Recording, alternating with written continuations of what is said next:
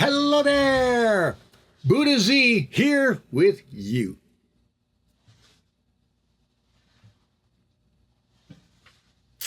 Now, today's a difficult poem. I've always thought this poem was cool. It's got a nice inspiration. It's clever, but see, once again, if I had an editor and a publisher, some other people to kind of grit and say, hey, change this line, improve this paragraph, I'd do it. I'd be more than happy to do it, but nobody's pushing me. Nobody's prodding me. I got other things to do.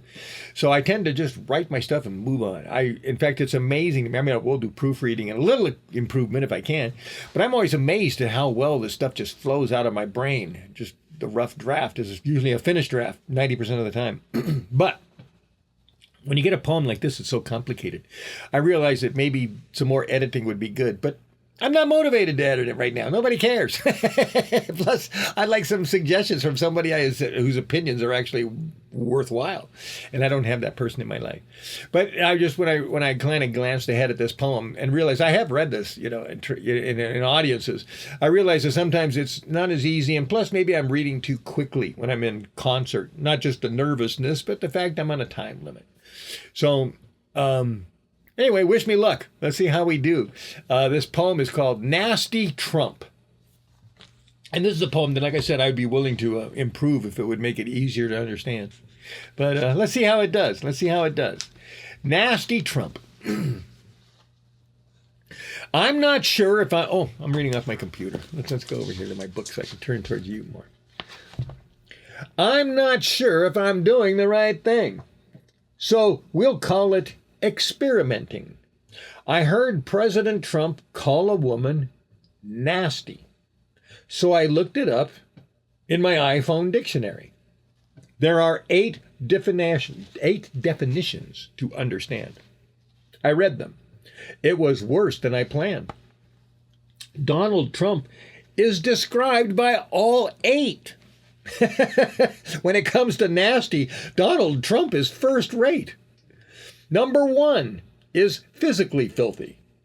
Good thing they make him take a bath, but that 50-pound bag of fat we see under his shirt carried with wrath, yet somehow proudly, well, personally, I bet if he was all alone, Donald would not be seen cooking and cleaning. He would be disheveled and unclean with weeds in the garden and a lawn he'd never be mowing. Let's take a look at number 2. An offensive taste or smell. If the flavor of character is what we do, then unsavory Trump is sharing his hell. And hell is a nasty place.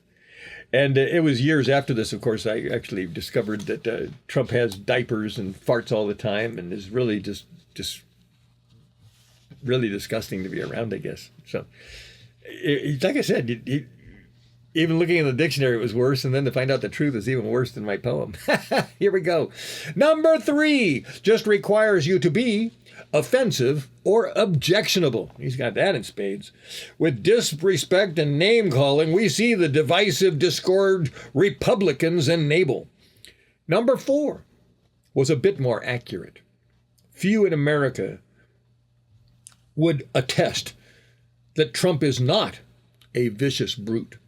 He's a mean, nasty dog who always looks pissed.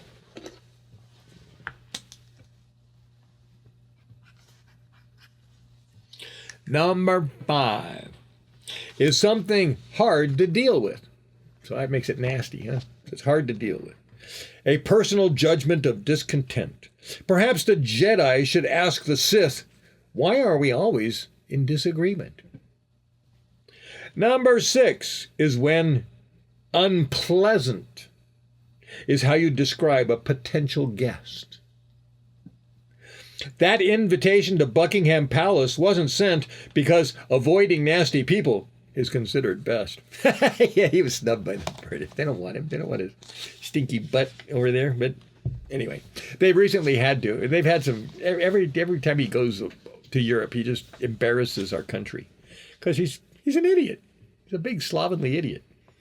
Number 7 defines morality as something to be considered filthy or obscene. Oh boy, he's totally filthy, obscene morality. Oh my goodness. Listen to his vocabulary. Listen to how he talks about people. He's a menace. Anyway, the indecency we publicly see is the tip of an evil iceberg in a hell cold, private, angry, and mean. Yeah, he lives in hell every day.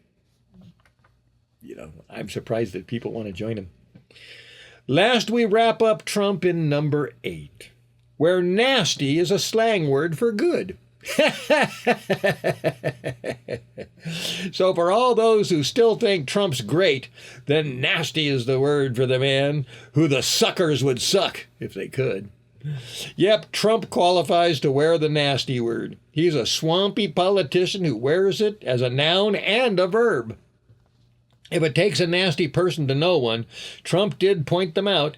Then he jumped in and joined that slimy herd because Republicans want to be below one. Yeah, you got to remember that he was calling Ted Cruz a liar and all these things in the beginning, you know, which Ted Cruz is. Ted Cruz is a horrible liar. Remember? He's a liar, so he should be kicked out of the government and put in jail, according to Mrs. Miller, Congressman Mrs. Miller. She said that Ted Cruz should go to jail, and he shouldn't get any book deals either while he's there, because he lied. So anyway, but of course Ted Cruz is going to be—he's a professional liar, and then the people in Texas are all liars, I guess, so they like him lying, and then he's lying for them. Of course, yeah, interesting herd of cows down there. Hey, I don't think we're done, are we? Was that the only thing I had to do? Was just read Nasty Trump? No way. Nasty Trump. Well, that was it. I guess it was kind of a longer poem. That was it. What a depressing thing. And to think that some people are proud of him, I think he's the worst president we've ever had. I mean, actually, anybody who disagrees with that is probably too smart to vote, or not smart enough to vote. Too smart to vote. Well, that's a problem with dumb people. A lot of them don't vote because they think they're too smart to vote. That's how dumb they are. Okay, so they don't vote. They don't vote at all. So that's their way of being smart. Is being smarter than everybody else by not voting. It's like, you gotta be kidding me. They're so dumb.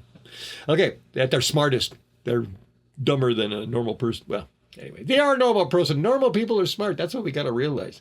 That the normal people, half this country, you know, who got the F grades in school? Who got the D grades in school? Who got the C grades in school? Take all of those people, and those are your normal people that voted for Trump. I mean, within there may be a few smart people who maybe had good parenting or something. Maybe they still voted Democratic. But the fact is, 40% of our country voted for Trump. So that means that, like I said, if 50% defines right where the C, goes to a C minus and a C plus, you can see everybody below a C minus is all the Trump people and all the smart people are Democrats. We can kind of look at it that way. Dumb people vote for Trump. Smart people vote for Democrats. Okay, it's as simple as that. So I think that education is, the Republicans just destroyed literally, they demolished and disintegrated the Department of Education. I was just going to say we got to make them smarter. We need more education. But the Republicans want to make sure that they don't get any smarter so that they can say stupid and vote for Republicans who will take away all their rights and money. So, yeah. So they took away the Department of Education just to make sure they don't get smart enough to actually make a smart decision. I can't go any farther. That's as dumb as I can get. Even trying to explain them. All right. So anyway, to all of my, I hope if you're there, I'm glad you're there. It's not that I should hurt your feelings. If you're going to be dumb, your feelings should be hurt because you shouldn't be proud to be dumb. And I honestly think that a lot of the people who are C students and D students could be B students, because I proved that with my kids. My kids are D students. But I didn't know that because I made them B and A students. But then the moment we got our divorce, they went down to D students. They were below C average. They couldn't even get into college. Their grades are so bad.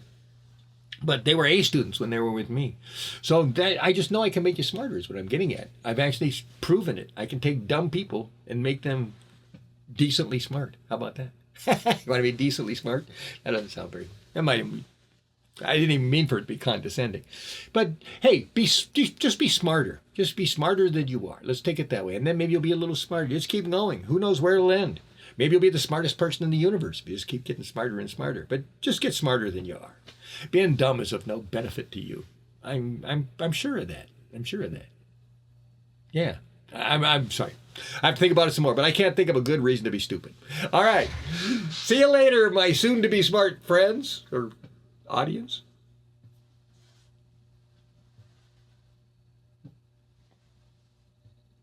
All right. So here I am. I'm the, what am I? I'm not the reincarnation of Bodhidharma, but I'm his new representative. Do you want a connection to Bodhidharma? I guess I'm the guy right now who can do it. Or your middleman for a little bit here. Actually, I've got a story about him. My history of Zen from A to Z. Go get that book, and then we'll talk about it, if you can handle it.